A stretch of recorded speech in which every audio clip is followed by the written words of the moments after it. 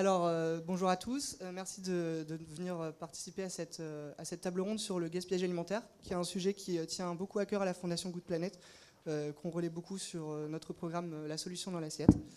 Alors, tout d'abord, je voudrais un peu présenter le contexte du gaspillage alimentaire. Aujourd'hui, un tiers de la production mondiale est jetée ou perdue à une étape de la chaîne alimentaire. À l'échelle de la France, le gaspillage alimentaire représente 10 millions de tonnes de denrées alimentaires qui sont jetées ou perdues.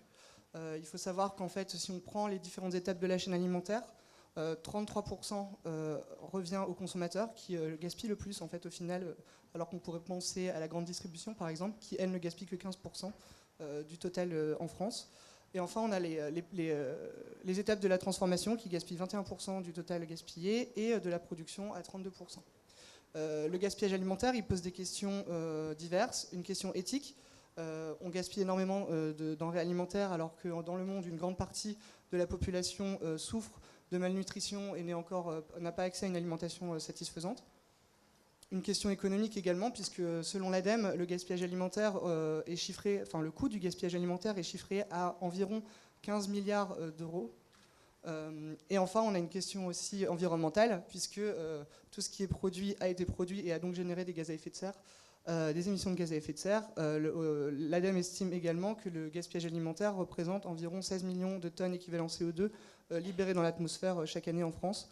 C'est l'équivalent, pour exemple, de 5 fois le trafic interne aérien de la France. Alors, évidemment, il y a des solutions qui sont développées en France et à l'étranger, des solutions plutôt locales, des solutions collectives, pratiques, logistiques, mais évidemment des solutions numériques. Alors, tout l'intérêt de cette table ronde, c'est de savoir la place du numérique dans la lutte contre le gaspillage alimentaire, et également savoir si on n'atteint pas des fois les limites du numérique. Est-ce qu'il est seul à pouvoir lutter contre le gaspillage alimentaire? Est-ce qu'il n'y a pas d'autres voies pour lutter contre le gaspillage alimentaire? Alors, je vais me tourner vers Jean-Michel Balaguet de chez Intermarché. Tu gères 2 supermarchés. Alors moi, ce que je voulais te demander, tout d'abord, c'était comment vous pouvez évaluer le gaspillage alimentaire à l'échelle d'un magasin et comment vous luttez pour prévenir le gaspillage alimentaire en amont. Et une fois qu'il apparaît, qu'est-ce que vous faites pour aussi valoriser les invendus? Alors, tout à fait. Tu disais le gaspillage alimentaire, c'est 15% de la grande distribution. Donc c'est quand même énorme, 15%. Et c'est vrai que déjà aujourd'hui, le numérique nous a apporté beaucoup de choses. Chose toute simple, je veux dire, pendant longtemps, on a passé nos commandes à la main. Aujourd'hui, nos commandes sont totalement automatisées, avec la capacité d'intégrer dans nos outils à la fois la saisonnalité, à la fois des éléments de météo, toutes sortes d'éléments aujourd'hui qui permettent d'affiner la commande au maximum, en tout cas sur tous les produits qu'on appelle gènes codés, et d'avoir la meilleure commande possible. Ça ne veut pas dire que la meilleure commande possible sera pour autant sans casse et sans gaspillage. Il n'empêche qu'on a cette problématique-là d'un côté, on a une autre problématique de l'autre, c'est tous nos produits, ce qu'on appelle les rayons traditionnels, les fruits, les légumes. En premier lieu, ces produits-là aujourd'hui, dès que le produit est taché, dès qu'il est plus très cosmétique en fait, il est en partie rejeté par la clientèle. Donc c'est vrai que c'est compliqué d'expliquer aux clients que c'est pas parce qu'une pomme a un moment donné, a été touchée par un oiseau ou un insecte que le produit n'est plus mangeable ou que simplement la pomme a été légèrement tapée. Donc on essaye de le faire, on a essayé de le faire notamment avec une campagne sur les fruits et légumes moches qui avait fait un gros buzz, mais qui était surtout une façon de sensibiliser nos clients sur le fait que c'est pas parce qu'un légume est pas beau qu'il est pas bon. Il n'empêche que ça a fait une bonne com. Derrière ça, il faut continuer à communiquer là-dessus, il faut continuer à expliquer toutes les problématiques de calibre de produit, etc. Où un produit, s'il est un petit peu plus gros, un petit peu plus petit, ben, il va être un petit peu dégagé par à la fois le système et par le client. La deuxième solution qu'on met en place, moi j'ai mis ça en place sur mes 2 points de vente, c'est une cuisine. Donc une cuisine, ça permet de faire de la fraîche découpe, ça permet de faire des soupes, ça permet de faire un certain nombre de produits comme ça. Et ça permet d'éviter à un moment donné d'aller jeter le produit. La troisième solution, c'est un partenariat avec un agriculteur. Ça fonctionne plutôt bien. Donc je dirais pour ce gaspillage-là, il n'y a pas vraiment trop de gaspillage. Aujourd'hui, le produit il est plutôt pas mal géré.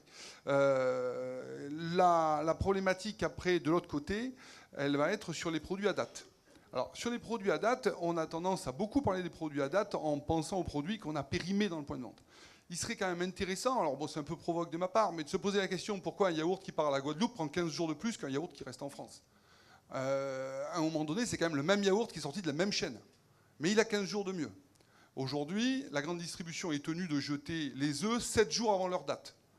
Moi, j'aimerais savoir pourquoi un œuf est toujours bon dans notre frigo à tous quand on l'a acheté, mais quand il est dans un rayon de grande distribution, il faut qu'il soit jeté 7 jours avant. On peut se poser aussi la question aujourd'hui de tous nos AOC, etc., sur lesquels, dès lors qu'un produit AOC a été emballé parce qu'on a acheté par exemple une meule de comté, qu'on a emballé le produit en dehors de la zone de production, la date autorisée de vente, c'est 2 jours. Au bout de 2 jours, il faut jeter le produit. Alors que vous avez un comté 18 mois, 24 mois, etc., mais au bout de 2 jours, il faut jeter le produit. Donc là aussi, il y a des lobbies, il y a des systèmes. On peut se poser la question, moi je commence à être un peu âgé, j'ai vu le lait UHT qui avait 1 mois de plus à une époque que ce qu'il a aujourd'hui. On peut se demander aussi pourquoi nos paquets de pâtes ont des dates aussi courtes, entre guillemets, même si elles sont déjà longues, elles ne sont pas si longues que ça. Et le paquet de pâtes, il a certainement une durée de vie qui pourrait être largement anticipée. Et je pense que tout le monde dans la salle, d'ailleurs, a dû faire manger à ses enfants un yaourt périmé et parfois avec quelques jours, voire beaucoup de jours après la date, il ne s'est rien passé. Donc là-dessus, il y a aussi une interrogation à faire sur la chaîne. Et enfin, pour terminer, moi, il y a une chose qui m'inquiète aussi un petit peu, c'est qu'on a la capacité à éviter le gaspillage, mais par contre, à côté de ça, on va générer de l'emballage. Et là, il y a un vrai travail à faire aussi. Et je crois que d'ailleurs, mes partenaires autour, là, il y en a qui travaillent là-dessus, parce que c'est vrai qu'aujourd'hui, on va repréparer un produit, mais en repréparant un produit, on va mettre de l'emballage sous vide, et on va à un moment donné régénérer de l'emballage. Donc on a sauvé le produit, mais on a envoyé du plastique dans la nature. D'accord. Donc c'est vrai qu'après, c'est une question qu'on va aborder sur la responsabilité de l'ensemble des acteurs de la chaîne. Tu parles des dates de limite de consommation, etc. On va aborder ce sujet-là juste après. Je vais me tourner vers Jean Moreau. Justement, la loi de lutte contre le gaspillage alimentaire qui est passée en février 2016 demande aux acteurs de la grande distribution de faire des partenariats avec des associations pour, en tout cas, liquider une partie des invendus. Est-ce que tu peux nous parler un peu de cette initiative et également de la tienne, puisque tu développes une plateforme qui permet de mettre en relation des commerçants et des associations, en tout cas en partie, avec d'autres acteurs aussi de la lutte contre le gaspillage alimentaire, ouais, pour lutter contre ce phénomène. Nous, donc l'entreprise s'appelle Phoenix. Le projet a eu jour en mars 2014 sur la base du constat que vous venez de faire, c'est-à-dire l'aberration à la fois écologique, économique, sociale, environnementale que constitue le fait de jeter des produits qui sont encore largement consommables.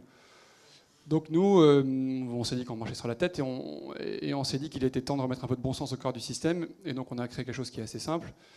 C'est un service qui a un peu 2 dimensions. Il y a une dimension numérique, dont on pourra évoquer les limites tout à l'heure. C'est aussi le but de la discussion, qui est effectivement une plateforme web en B2B qui connecte les distributeurs notamment, avec les différentes filières de valorisation en aval. Nous, on veut éviter la poubelle, l'incinération, l'enfouissement, la mise à la décharge, etc. Donc pour ça, on propose de donner le produit soit à des associations caritatives, Restos du Cœur, Croix-Rouge, Emmaüs, Secours Populaire, etc. À la fois les grosses et puis aussi les petites associations de quartier qui sont moins connues. En deuxième lieu, on le fait, comme ça a été dit, on donne aussi les surplus, notamment fruits et légumes et boulangeries-pâtisseries, à des parcs animaliers, à des zoos, à des centres équestres, donc vers l'alimentation animale. Ça représente à peu près 1/4 de nos volumes. Et le reste, le delta, ça part en compost. Et puis après, vraiment, la toute fin, c'est du déchet ultime qui est collecté par Veolia, par Suez et par tous les acteurs classiques du déchet. Donc nous, on est là pour rendre les poubelles inutiles dans les magasins. C'est un peu notre credo. On veut faire de la poubelle l'exception. Et la deuxième vie, la norme. Et donc ça effectivement, c'est un système qui marche bien, à la fois parce que le contexte est hyper favorable, on l'a dit en ouverture, médiatiquement, sociétalement, c'est un sujet qui est dans l'air du temps et qui est dans le sens de l'histoire. Et puis même, depuis peu maintenant, réglementairement. Donc il y avait déjà une évidence économique, écologique, et maintenant il y a un levier juridique qui est la fameuse loi anti-gaspi qui a été promulguée en mars 2016, qui selon nous n'était pas forcément une nécessité, mais qui a vu le jour et qui crée encore une dynamique encore plus vertueuse. Donc vous offrez une solution pour la distribution, une fois qu'elle a déjà essayé de mettre en œuvre tout ce qu'elle pouvait faire à l'intérieur des magasins pour limiter le gaspillage alimentaire. Je vais me tourner vers Raoudat Aminou, qui est cofondatrice d'Optimiam. Vous offrez une autre solution pour la distribution et les commerçants, mais qui est plutôt axée consommateur. Est-ce que vous pouvez nous en parler et nous dire déjà, c'est une application, donc c'est du numérique, si vous pouvez nous en parler? Bien sûr. Donc moi, je suis Raouda Ameno, la cofondatrice de la startup Optimium. Optimium, c'est une solution complémentaire à ce que fait Phoenix. C'est une solution qui a été créée pour permettre aux commerces de proximité de vendre à temps leurs produits à date courte, pour reprendre les termes. Concrètement, qu'est-ce qu'on fait? Pour être plus simple, on amplifie les promotions date courte qu'il y a dans les magasins. Donc les magasins qui ont conscience de leur casse, qui veulent réduire leur casse avant de les donner aux associations, ou même il y a des produits qui ne peuvent pas donner aux associations, ils les mettent en promotion, ils les stickent manuellement dans le magasin, mais on amplifie cette communication en le faisant savoir au maximum de personnes autour du magasin. Pour commencer, on travaille avec des commerçants indépendants, comme les boulangers, des pâtissiers. Aujourd'hui, on travaille également avec des chaînes de restauration, comme des Subway, des Paul, des Brioche-Dorée, et également avec des supérettes et supermarchés citadins, comme des Carrefour, Monoprix, Simply, qui se servent de l'application pour communiquer sur leurs promotions, sur des produits qui vont bientôt périmer, pour les vendre moins cher, en moyenne entre moins 30 et moins 50%. Et après, il y a Phoenix qui passe pour s'assurer que tout est bien utilisé. Alors, du coup, on est sur une table ronde accès numérique. C'est une application. On sait que les outils numériques peuvent être très utiles pour lutter contre le gaspillage alimentaire, mais quand on parle d'application, il y a aussi la problématique de l'utilisation des applications. Vous, à l'heure actuelle, vous avez combien d'utilisateurs? Quelle est votre progression de téléchargement de l'application et d'utilisation? Et est-ce que vous avez, en tout cas, est-ce que vous avez de bons présages pour le futur, pour voir le développement de l'application? Pour le futur, ça va être très simple. C'est vrai que quand on a commencé, comme je disais, on était vraiment très concentré sur les commerces indépendants, et très vite, on a commencé à ouvrir notre spec au supérettes et supermarchés, là qui est pour nous le plus gros marché aujourd'hui. Aujourd'hui, on multiplie beaucoup les partenariats avec ces marques-là pour avoir beaucoup plus de volume dans l'application. Au niveau des utilisateurs, aujourd'hui, on en compte 95 000.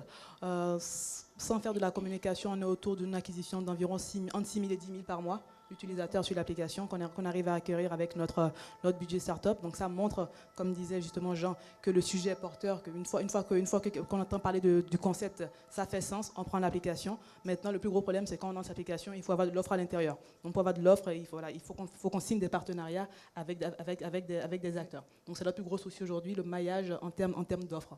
D'accord. Alors, on voit toutes ces solutions qui sont là pour lutter contre le gaspillage alimentaire.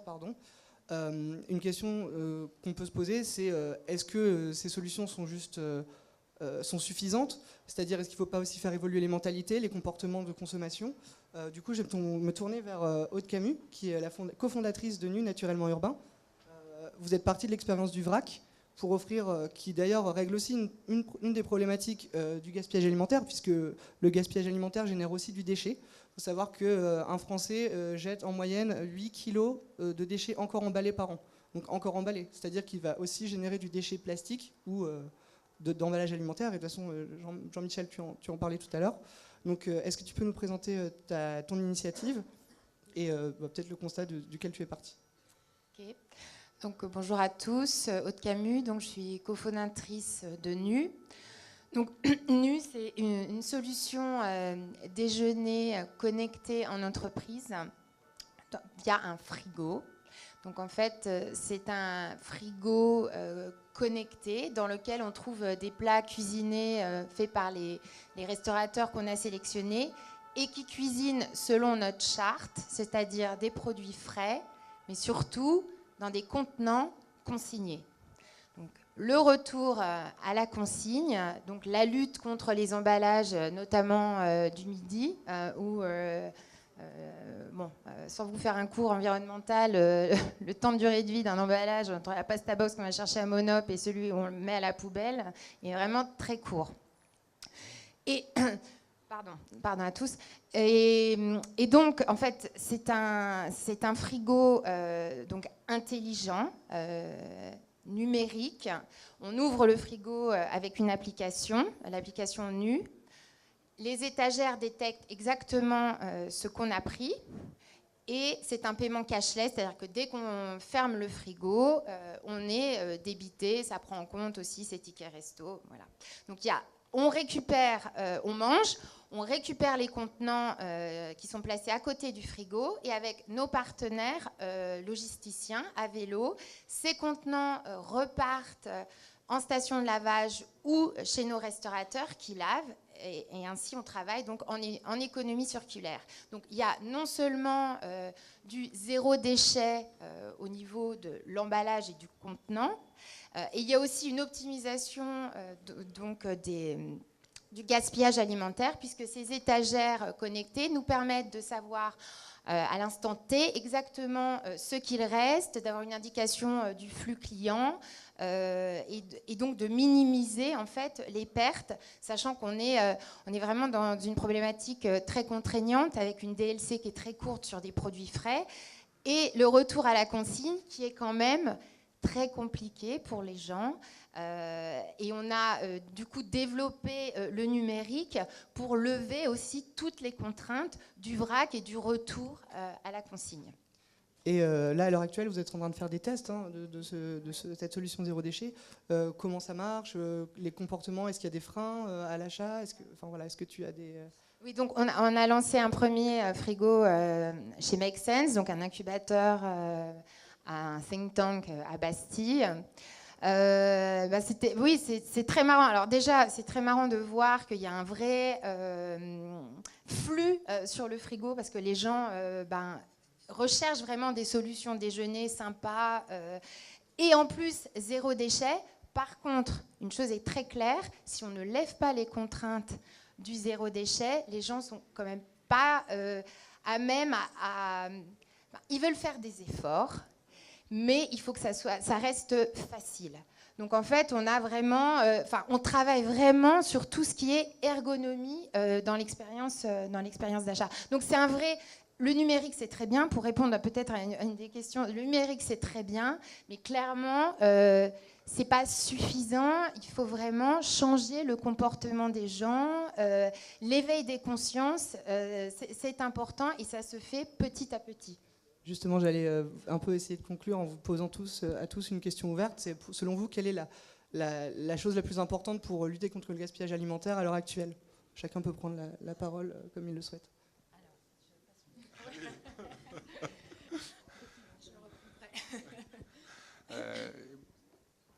Je crois que tu disais, Aude, une chose importante. Aujourd'hui, le vrac, on a du mal. Et on s'aperçoit que, par exemple, dans la grande distribution, nous faire approvisionner en vrac en dehors du bio, c'est extrêmement compliqué. Pourquoi ? Parce que les produits sont marketés et que l'industriel n'a pas forcément envie de voir disparaître sa marque. Mais c'est vrai que si les gens achetaient la juste quantité, je pense que ça irait déjà nettement mieux. Et ensuite, un deuxième paramètre, c'est qu'il me semble qu'il y a beaucoup de choses qui finissent dans la poubelle parce qu'on ne sait pas quoi en faire après. Et apprendre aux gens à réutiliser, recuisiner leurs produits, je pense que ça serait effectivement très important. Il y a tout un travail sur l'éveil des personnes, leur montrer des solutions pour apprendre à recuisiner des restes, à bien conserver aussi chez soi en fait, les denrées alimentaires pour ne pas les jeter à la fin. Oui, il me semble que là-dessus, il y a vraiment quelque chose à faire. Et vous avez... moi, je vais vous faire un petit retour d'expérience, parce qu'on est entre nous, ça va être un moment vérité. Moi, je pense que, mon conseil, c'est qu'il ne faut pas surestimer la puissance du numérique pour traiter ces problématiques-là, parce que je vais vous dire comment ça s'est passé chez nous. Au départ, on a fait toutes les erreurs qu'on peut faire quand on est une start-up, c'est-à-dire qu'on s'est dit, on va bourriner sur le produit, on va faire que du dev. Donc, on a développé une plateforme qui était nickel, sauf qu'il n'y avait personne parce qu'on n'avait pas de clients et pas d'utilisateurs. Donc en gros, au départ, la plateforme, elle servait à rien, c'était plus un boulet. Et à la limite, le seul atout qu'elle avait, c'était qu'elle excitait les investisseurs et qu'elle excitait les médias. La presse, et tout le monde disait, ouais, c'est mythique ce qu'ils ont fait. Ils ont une plateforme qui connecte, sauf qu'en fait, il n'y avait pas de transaction et tout se faisait à la mano. C'est-à-dire qu'on était 2 dans l'équipe. Et quand Rungis nous appelait pour dire, salut Phoenix, aujourd'hui j'ai 15 palettes d'avocats, 10 palettes de mangue et 3 palettes de bananes, nous on prenait notre téléphone. Et la plateforme, c'était un stagiaire qui passait des calls au Resto du Cœur pour dire, est-ce que tu veux mes bananes, etc. Et donc au départ, vraiment, c'était une coquille vide et on faisait tout à la mano comme des marionnettes. Et puis par contre, là je vais nuancer le propos, c'est que on perçoit que le numérique a vraiment une valeur ajoutée dans le changement d'échelle, puisque maintenant on n'est plus 2, on est 50, et on n'a plus 0 client, on a 400 magasins. Et là ça a du sens, maintenant qu'on est submergé par les appels à la fois côté offre et côté demande, on se dit ok, c'est bon moment de repluguer tout sur un central qui fait gagner du temps à l'équipe, qui tourne tout seul, qui nous soulage, et on n'a plus le temps de passer 1000 coups de fil par jour. Mais donc à la limite sur un projet comme ça, si vous avez une envie de start-up dans ce secteur, il faut le faire comme on l'a fait. Il faut le faire comme on l'a pas fait. Donc, il faut le faire d'abord à l'usage. Rien ne remplace les clients, rien ne remplace l'expérience utilisateur. Et puis ensuite, le numérique vient dans un second temps, une fois que la preuve de concept est réussie, pour scaler, pour changer d'échelle. Mais au départ, vous verrez que c'était plus une contrainte, une source de coût. Et on ne peut pas, en fait, on avait une vision hyper angélique et on s'est rendu compte qu'on ne pouvait pas se déclarer une plateforme. On le devient avec le temps, avec la crédibilité, avec les volumes, avec les flux. Et deuxième truc, on ne peut pas réduire le gaspillage en France avec juste un login, un mot de passe. C'est pas si simple que ça. Il faut des camions, il faut de l'énergie, il faut de l'évangélisation, de la sensibilisation. Donc voilà, mon retour d'expérience, c'est celui-là. Ne pas surestimer l'impact du numérique au départ. Par contre, bien s'en servir ensuite pour changer d'échelle et réussir la transformation de sa boîte de start-up à PME, TPE. Je suis totalement d'accord avec ce que tu viens de dire, Jean. Nous, on a fait un petit peu l'inverse. On a commencé sans le numérique et après, on a développé l'application. Donc, nous, quand on a lancé Optimium, au départ, c'est avec des emails qu'on faisait. On envoyait des emails tous les jours. Moitié numérique, on va dire. Mais on envoyait des emails manuellement tous les jours à une base d'étudiants pour leur dire des offres qu'il y avait autour d'eux. Et ils allaient en magasin directement avoir des promotions. Et c'est après ça qu'on a développé l'application. Donc, on a fait dans l'autre sens. Mais je te rejoins sur le fait que ce n'est pas avec le numérique qu'on va résoudre le problème du gaspillage. Nous, la solution qu'on a mis en place, c'est plus une solution informative pour informer la bonne personne au bon moment, au bon endroit. Mais avec ça, il faut, comme dit justement Aude, il faut qu'on aille plus dans la sensibilisation de l'utilisateur. Concrètement, nous, aujourd'hui, Optimium, toujours avec le numérique, on a un blog sur lequel on donne des best practices aux utilisateurs, comment cuisiner les produits à partir des vendus. Quand on lance un partenariat avec un magasin, on fait des distributions gratuites des vendus dans les magasins pour leur faire comprendre pourquoi on est là, pourquoi on fait ça. Et récemment, on a mis en place un frigo dans des entreprises. Et c'est un frigo que les restaurateurs du quartier ravitaillent tous les soirs avec leurs invendus pour que les collègues de l'entreprise consomment des produits tous les jours gratuitement. Mais c'est des produits qui allaient être jetés. Donc il y a beaucoup d'humains, beaucoup de produits derrière. D'accord. Donc le numérique n'est pas que. Je pense que c'est sur ça qu'on va conclure cette table ronde. Je vous remercie tous de nous avoir écoutés et puis je laisse Marine continuer Merci la table ronde. à tous nos intervenants, à leurs initiatives innovantes et inspirantes et on leur souhaite beaucoup de succès pour combattre ce fléau qu'est le gaspillage alimentaire.